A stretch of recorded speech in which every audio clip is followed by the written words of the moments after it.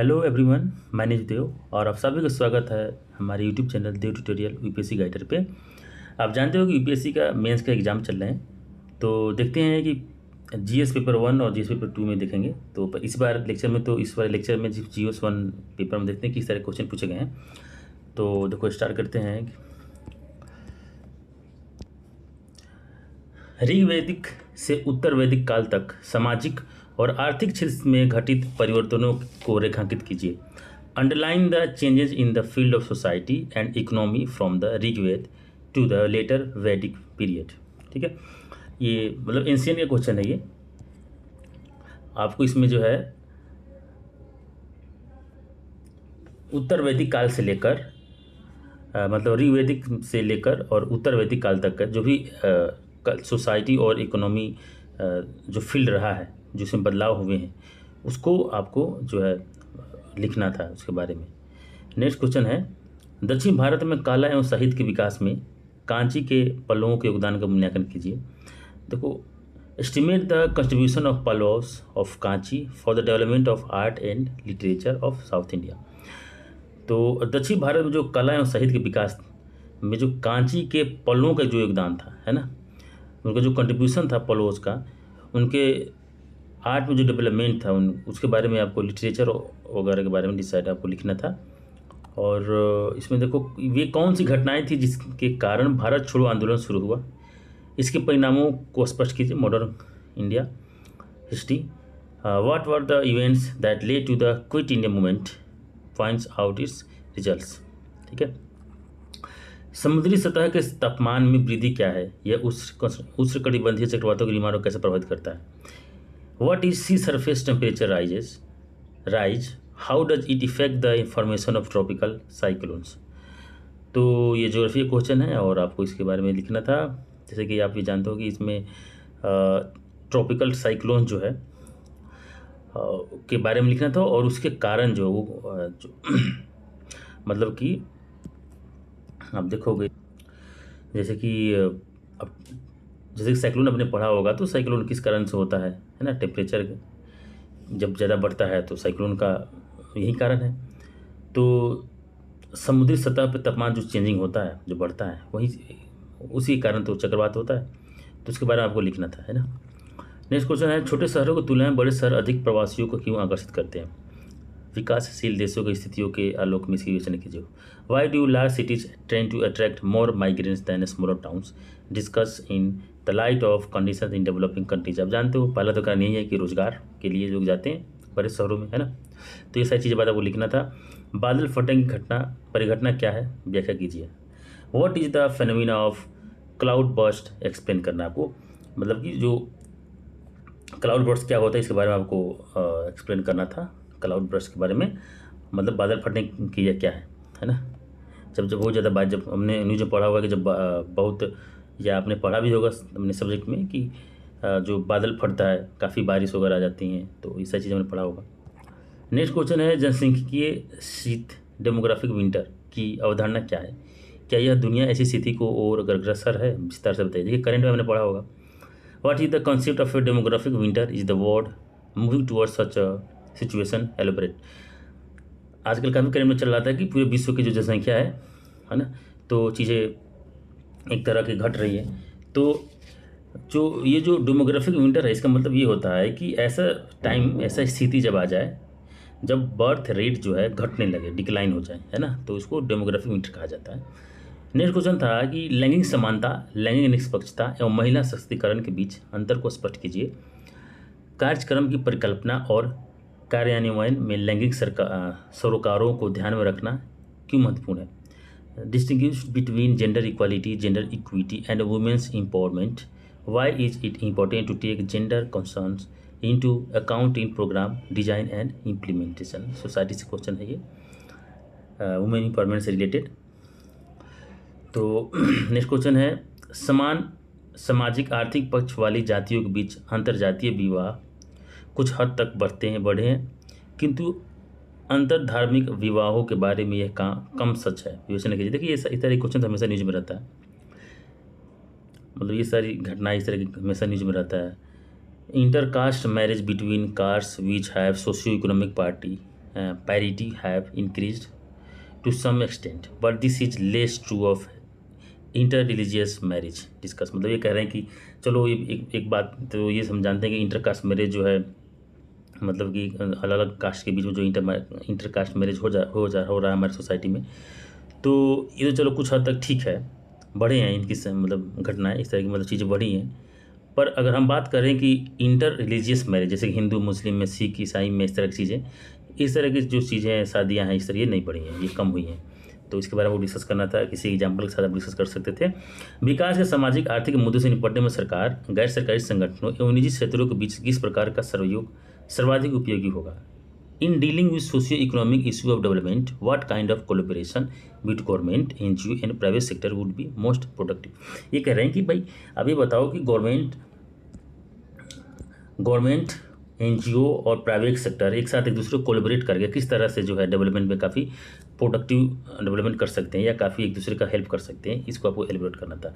हालांकि next question है, हालांकि महान चुल शासक अभी मौजूद नहीं है, लेकिन उनकी कला एवं वास्तुकला के क्षेत्र में उत्कृष्ट उपलब्धियों के कारण अभी भी उन्हें बहुत गर्व से याद किया जाता है।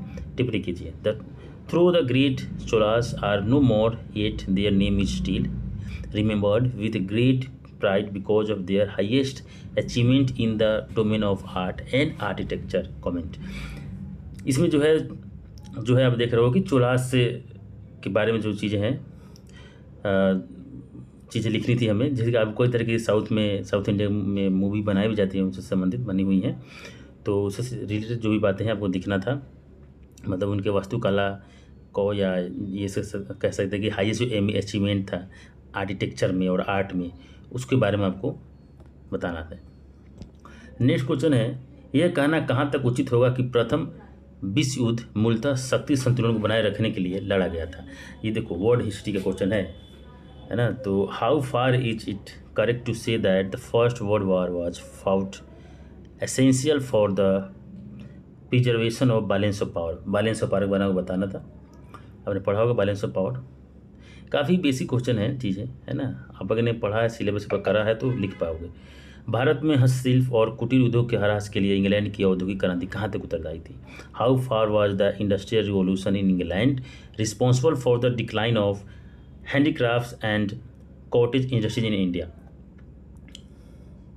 देखो नेक्स्ट क्वेश्चन है,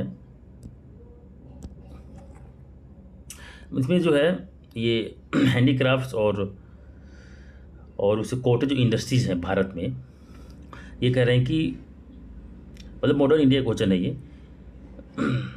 इसमें काफ़ी हरास हो गया था इंग्लैंड की औद्योगिक क्रांति के कारण, है ना। आप जानते ही हो कि उस समय जो है इंग्लैंड में जो है एक तरह से इंडस्ट्रियल रिवॉल्यूशन हुआ, तो अंग्रेज तो चाहती थी यहाँ से कि यहाँ के जो छोटे छोटे उद्योग बर्बाद हो जाए, ताकि वो यहाँ से कच्चा माल वगैरह वो ले जाए और वहाँ पे मैन्युफैक्चरिंग कर पाए, है ना। तो ये तो काफ़ी आसान क्वेश्चन है। उसके बाद देखो, गंगा घाटी के भूजल क्षमता में गंभीर गिरावट आ रही है, यह भारत की खाद्य सुरक्षा को कैसे प्रभावित कर सकती है? एग्रीकल्चर से क्वेश्चन आप कह सकते हो, क्योंकि गंगा घाटी जो है उसमें काफ़ी वाटर जो है तो उसमें कमी आ रही है। तो आप ये कह रहे हैं खास सुरक्षा होगा, कैसे एग्रीकल्चर में इरीगेशन कैसे होगा, है ना। जो किसान सिंचाई करते हैं उसमें प्रॉब्लम आ सकता है, तो उससे संबंधित है। नेक्स्ट क्वेश्चन है, ऑरोरा ऑस्ट्रेलिस और ऑरोरा बोरियोलिस क्या है ना, ये कैसे उत्प्रेरित होते हैं? What are aurora australis and what aurora borealis, how are this triggered? ठीक है। नेक्स्ट है, what is a twister? Why are the majority of twisters observed in areas around the gulf of Mexico? ये है कि twister क्या है, Mexico की खाड़ी के आसपास के क्षेत्रों में अधिकतर ट्विस्टर क्यों देखे जाते हैं? देखो ट्विस्टर जो होता है ना, ट्विस्टर एक तरह से बाउंडर कहते हैं हिंदी में, या ये कह सकते हैं कि काफ़ी जो तेज़ तूफान आते हैं, हवाओं का जो तूफान आता है काफ़ी तेज़, उसको ट्विस्टर कहा जाता है ना। तो उसे लिखना था। मैक्सिको में जो है काफ़ी इसका घटनाएं बढ़ी हैं, ट्विस्टर आने की घटनाएं, तो वही है क्लाइमेट चेंज के कारण हो रहा। क्षेत्रीय असमानता क्या है? ये विविधता से किस प्रकार भिन्न है? भारत में क्षेत्रीय असमानता का मुद्दा कितना गंभीर है? What is regional disparity? How does it differ from diversity, how serious is the issue of regional disparity in India. मतलब देखो ये है कि दो दो बातें हैं। देखो रीजनल डिस्पैरिटी मतलब या क्षेत्रीय असमानता, और ये किस तरह से डाइवर्सिटी से अलग है। काफ़ी आप समझ सकते हो, पढ़ा होगा तो। और how serious is the issue of regional disparity in India. आप साउथ में ज़्यादा आपको दिखेगा, है ना। देखिए लैंग्वेज के आधार पे जो भी चीज़ें डाइवर्सिटी हमारे यहाँ, और भी कई तरह चीज़ों के आधार पर डाइवर्सिटी है, तो अब इसके बारे में हमें लिखना था। नेक्स्ट क्वेश्चन है कि असमानता और सामाजिक न्याय की व्यापक नीतियों के बावजूद अभी तक वंचित लोगों को संविधान द्वारा परिकल्पित सकारात्मक कार्रवाई का पूरा लाभ नहीं मिल रहा है। टिप्पणी कीजिए। Despite comprehensive policies for equity and social justice, under privileged sections are not educating the full benefits of affirmative action envisaged by the constitution. अब देखो समानता और सामाजिक न्याय ये कहो, या अब ये कहो कि policies for equity and social justice, तो कई तरह की चीज़ें रही हैं न्यूज़ में। सुप्रीम कोर्ट का भी देखो, आपने देखा होगा कि हाल ही में जो एक तरह से जैसे कि ओबीसी में एक क्रीमी लेयर की बातें की गई थी, तो उस तरह की बातें अभी इसमें भी सुप्रीम कोर्ट ने कहा कि पॉसिबल हो सकता है एससी के जो शेड्यूल कास्ट की रिजर्वेशन है उसमें। तो इससे भी मेरे मुझे लगता है कि ऐड करके आप जोड़ कर लिख सकते थे। नेक्स्ट क्वेश्चन है, वैश्वीकरण के विभिन्न वर्गों की कुशल युवा एवं अविवाहित महिलाओं द्वारा शहरी प्रवास में वृद्धि की है। इस प्रवृत्ति ने उनकी व्यक्तिगत स्वतंत्रता एवं परिवार के साथ संबंधों पर क्या प्रभाव डाला? Globalisation has increase urban migration by skilled young unmarried women from various classes.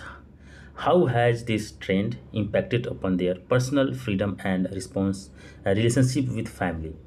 अब देखो ग्लोबलाइजेशन से संबंधित क्वेश्चन है, तो इसको अगर पढ़ा भी है या एक बार भी देखा होगा तो आसानी से लिखा जा सकता है इसका आंसर, है ना। नेक्स्ट क्वेश्चन है, इस अभिमत का आलोचनात्मक विश्लेषण कीजिए कि भारत की सांस्कृतिक विविधता और सामाजिक आर्थिक सीमांतताओं के बीच एक गहरा संबंध है।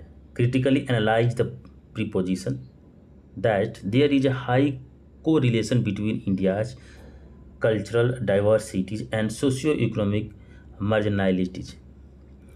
तो ये इतने क्वेश्चन रहे हैं हमारे जीएस पेपर 1 में। अब देखा जाएगा जीएस पेपर 2 में क्या है।